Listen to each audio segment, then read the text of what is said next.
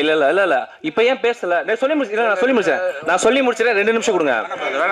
இதோட நிறுத்திக்குவோம். இல்ல இல்ல இதோட நிறுத்திக்குவோம். இது திசை மாற வேண்டாங்க. பிரதர் ஒரு ப்ரொடியூசர் வந்து ஒரு படத்தோட ஆடியோ லான்ச் ப்ரமோஷன் பண்ணும்போது அதை பத்தி மட்டும் பேசுவோம். அதை பத்தி மட்டும் பேசுவோம் ப்ளீஸ்.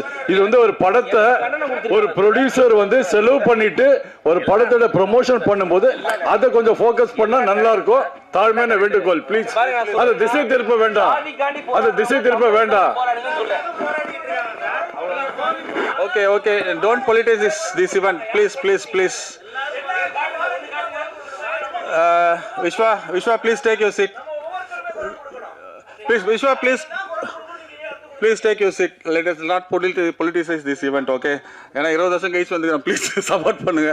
தமிழ்நாட்டில் தமிழக முதலமைச்சர் சி ஜோசப் விஜய் அண்ணாவுக்கு வந்து நான் ஒரு ஸ்பெஷல் ரெக்வஸ்ட் வைக்கிறேன். என்னன்னா இதுக்கு முன்னாடி இருந்த படங்கள் கடந்த காலங்களில் வந்து நிறைய வந்து படங்கள் வந்து ரிலீஸ் ஆகாமல் இருந்தது. நிறைய படங்கள் ரிலீஸ் வெயிட் இருக்கு. முக்கியமாக சொல்லலாம், எனக்கே 4 படம் ரிலீஸ்க்கு இருக்குன்னா என்னை விட நல்ல திறம்பட நடித்த நடிகர் தயாரிப்பாளரோட படங்கள் நிறைய ரிலீஸ் ஆகாமல் இருக்கு.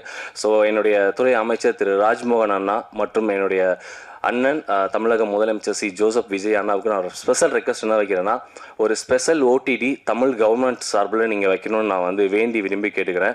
அந்த ஓடிடியில் இது வரைக்கும் தயாரித்த படங்கள், வெளியாகாத படங்களில் நீங்கள் ஸ்பெஷல் ஸ்க்ரீனிங்க்கு அனுமதிக்கணும்.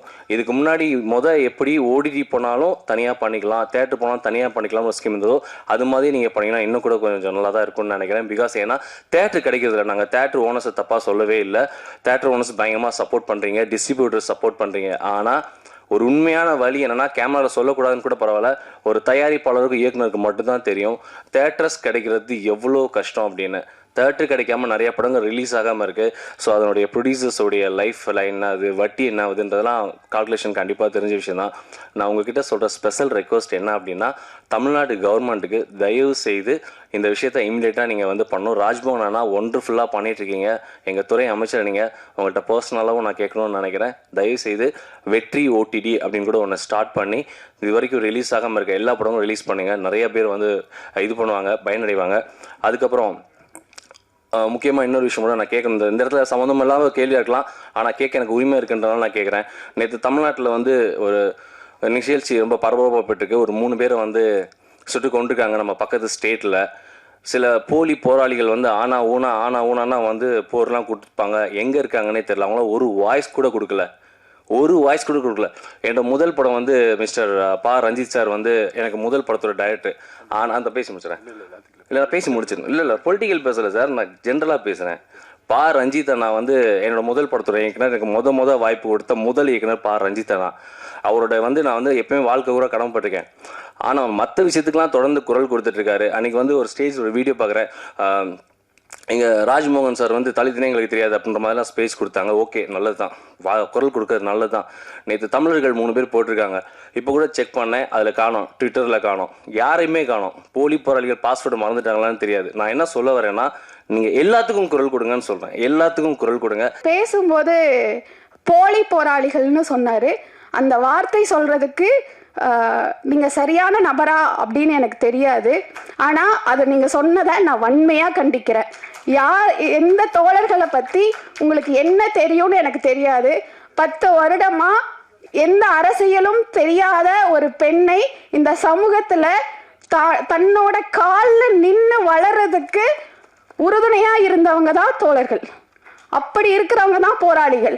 நீங்க சொன்ன மாதிரி அவங்க இந்த விஷயத்துக்கு குரல் கொடுக்கல, இந்த விஷயத்துக்கு தான் குரல் கொடுத்தாங்கன்னா இந்த சமூகம் அதே போல அவங்க போராடுற விஷயங்களுக்கு எல்லாரும் குரல் கொடுத்தாங்களா? தப்பா சொன்னீங்கன்னு சொல்ல, அப்படி வந்து குரல் கொடுத்தாங்களா? மற்றவங்களும் அதே விஷயங்களுக்கு குரல் கொடுத்தாங்களா அப்படின்னு நீங்க நிரூபிச்சா மற்ற எல்லாரும் எல்லா விஷயத்துக்கும் குரல் கொடுப்பாங்க. ஒரு பெண் இந்த சமூகத்துல எப்படி இருக்கணும் அப்படின்ற அந்த போல்டான இதை பார்க்கும்போது எனக்கு ரொம்ப மகிழ்ச்சியா. ஏன்னா நான் தினமும் களத்தில் அந்த மாதிரியான பெண்கள் கூட தான் நான் பயணிச்சுட்டு இருக்கேன். ஏன்னா நீங்கள் திரையில் வந்துட்டீங்க, அந்த தோழர்கள் எல்லாம் திரையில் இல்லை. அவங்க வந்து இன்னும் அவ்வளவு போராட்டங்கள் இப்போ எல்லாரும் சொல்லலாம், மும்பையில் பெண்கள் போராடுறாங்க, சென்னையில் டெல்லியில் போராடுறாங்கன்னு.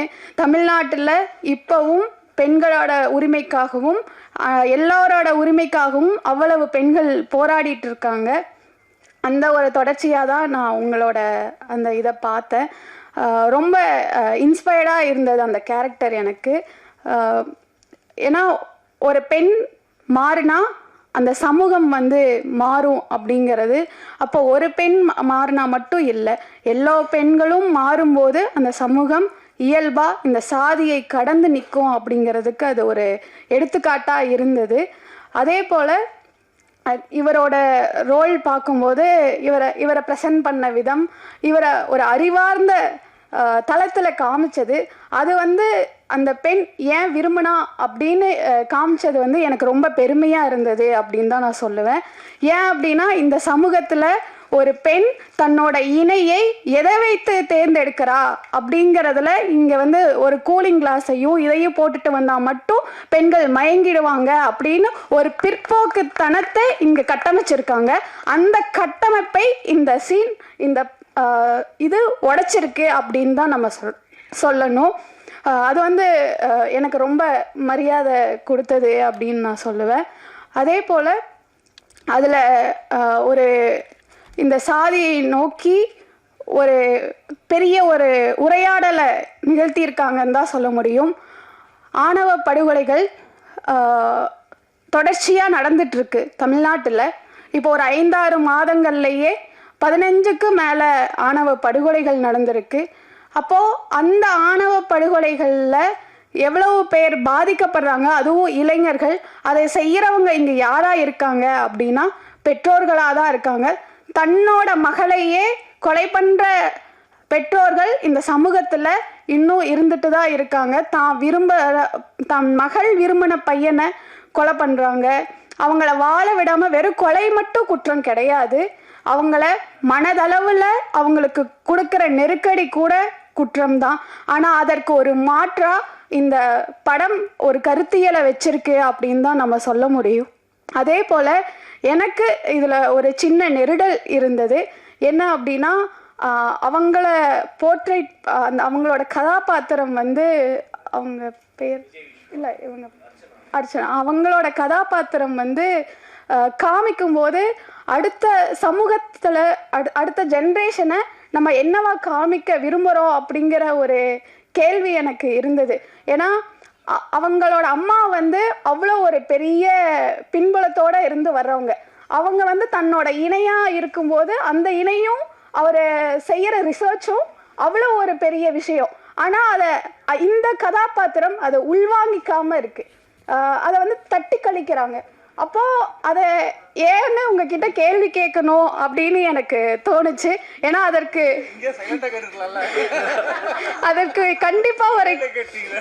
கண்டிப்பாக ஒரு காரணம் இருக்கும். அந்த காரணம் வந்து எனக்கு நீங்கள் தெரியப்படுத்தணும் அப்படின்னு இருந்தது. ரொம்ப அருமையாக வந்திருக்கு.